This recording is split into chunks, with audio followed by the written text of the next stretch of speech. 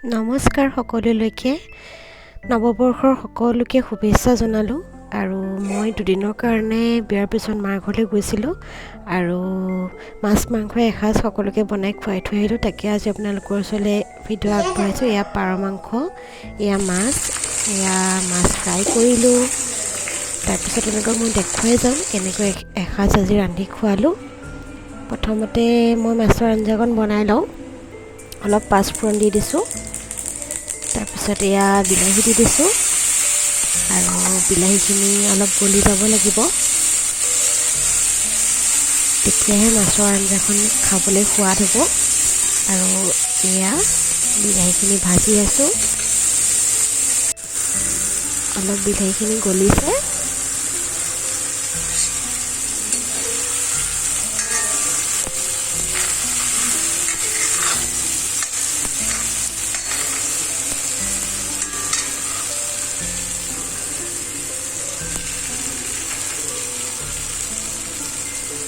আৰু এতিয়াতো মটৰৰ ছিজন হয় আৰু এয়া মটৰ দি দিলোঁ মই, লগতে নিমখ হালধিও দি দিলোঁ। মই যিহেতু জাতিলাওৰ সৈতে বনাম আৰু জাতিলাও বিলাহীৰ লগত এই মটৰটো দি দিলে মাছৰ আঞ্জা খাবলৈ খুবেই সোৱাদ হয়। আৰু এয়া মিহিকৈ কাটি দিয়া জাতিলাওখিনিও দি দিলোঁ।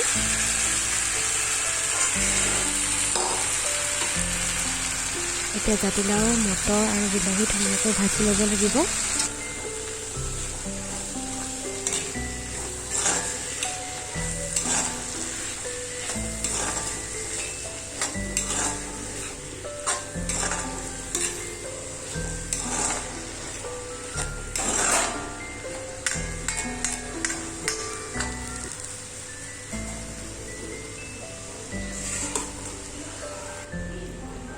গেছৰ ফ্লেমটো মই কমাই পেলাই জাতিলাওখিনি অলপ সময় ভাজিম। এয়া জাতিলাওখিনি ভাজ খাইছেই প্ৰায়।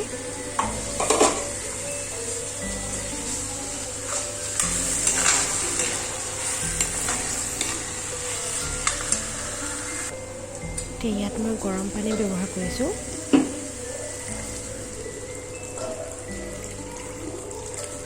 জোখত পানীখিনি দি দিলোঁ।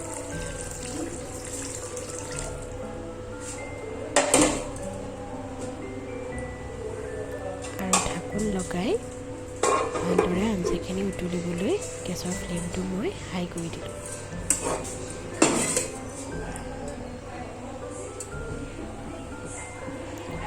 আঞ্জা উতলে মানে মই পোলাওখিনি বনাই লওঁ।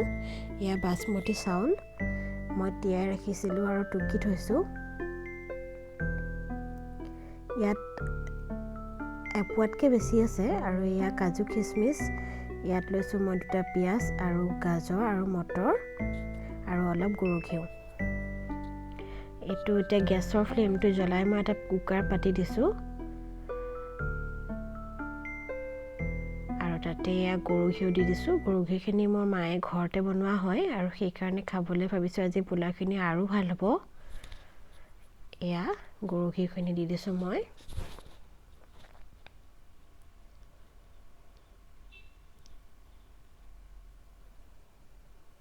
এনেকৈ প্ৰেছাৰটো অকণমান লৰাই দিব যাতে গৰু ঘিউখিনি গোটেই প্ৰেছাৰটো মিহলি হৈ যায়।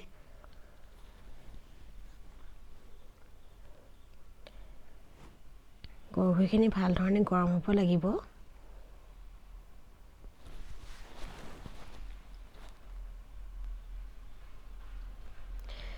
তাৰপিছত ইয়াত তেজপাত কেইখিলা দি দিলোঁ।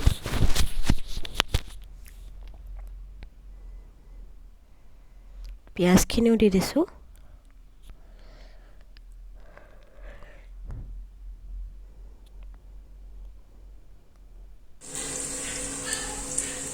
লগতে গাজৰ আৰু মটৰখিনিও দি দিলোঁ।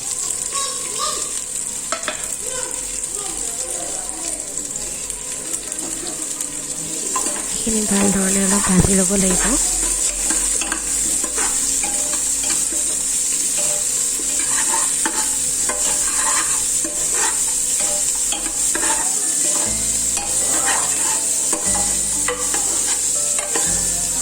ভালদৰে ফ্ৰাই কৰি ল'ব লাগিব। অলপ ৰঙচুৱা হোৱাৰ পিছত আমি ইয়াত লং ইলাচি গুড়িখিনি দি দিলোঁ আৰু লগতে কাজু কিচমিচখিনি দি দিছোঁ।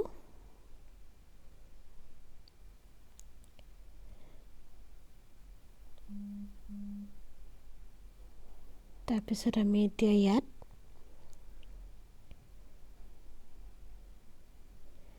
চাউলখিনি দি দিম।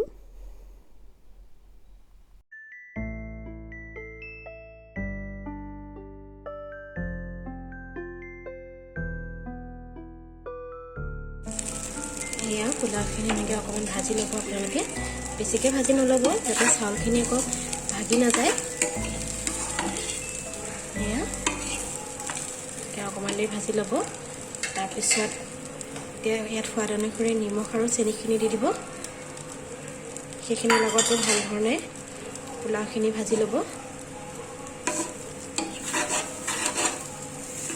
তাৰপিছত ইয়াতে জোখত পানী দিব লাগিব। এতিয়া ইয়াত মই জোখত পানী দিম।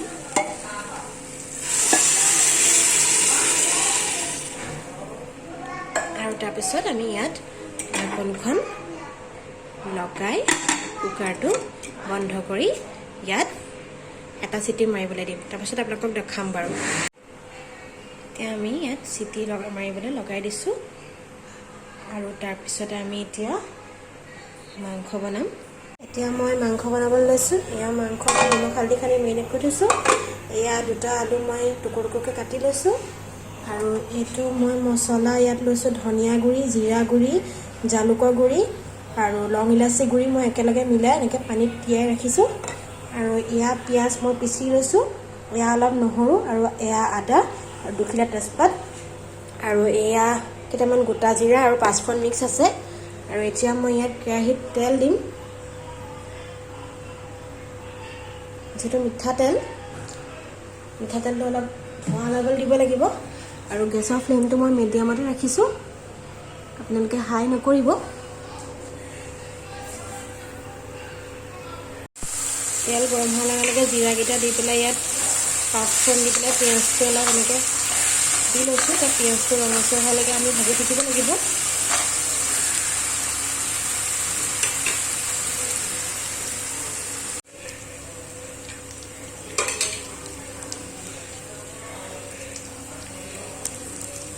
ইয়াত আদা নহৰুকণ দি দিছোঁ।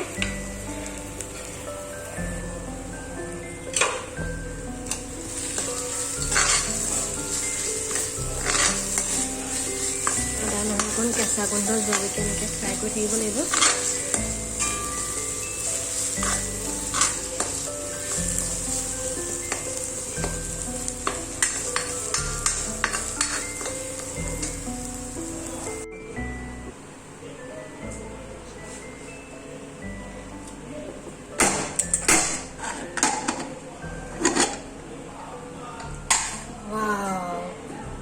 ধুনীয়া লাগিছেনে বাৰু দেখাত?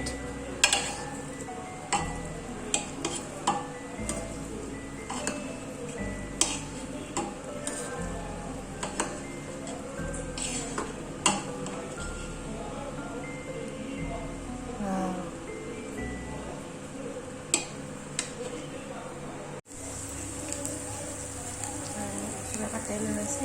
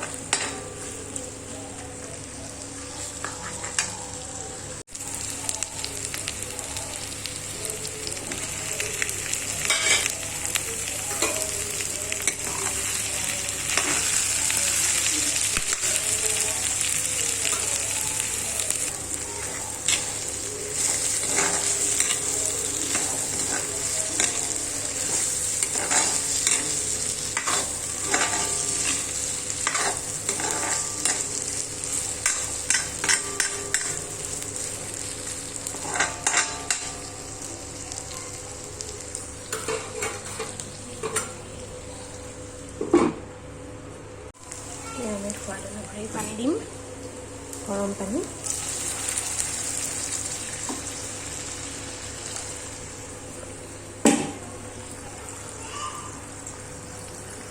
তাৰপিছত তাৰপিছতে আমি ইয়াত দি দিম আৰু আধা ঘণ্টা সময় আমি সিজিবলৈ দিম আৰু এয়া মাংস হৈ গ'ল বহুত টেষ্টি লাগিছেনে বাৰু আপোনালোকৰ আৰু পোলাও লগত আজি খাম গতিকে আপোনালোকে মোৰ চেনেলটো ইমানখিনিলৈকে যদি ছাবস্ক্ৰাইব কৰা নাই ছাবস্ক্ৰাইব কৰি দিব লাইক কৰিব আৰু আজি ভিডিঅ'টো কেনে পালে জনাবলৈ নাপাহৰিব আমাৰ খানা ৰেডি হৈ গ'ল আৰু এয়া মাংস আৰু এয়া মাছ এয়া পোলাও এয়া প্লেন ভাত দাইল ভাজি নবনালোঁ মায়ে বোলে হ'ব দে মাছ মাংসই হৈ যাব আৰু বনাব নালাগে তাৰপিছতে আমাৰ ভণ্টি ছোৱালীজনীও আহিছে তাই আগতে খালে বাৰু আৰু তাই মাছ খাই ভাল পায় সেইকাৰণে তাই কি কৈছে শুনক মামাম খাইছানে মাছৰ আঞ্জা কেনেকুৱা হৈছে মজা হৈছে আৰু তিতি মাছ ধুনু ধুনু নে তুমি মোক ভাল লাগিছে বুলি কৈ দিয়া আকৌ আৰু চেনেলটো সেইকাৰণে অকল মাছে সৈতে খাইছে লাইক কৰি দিব কৈ দিয়া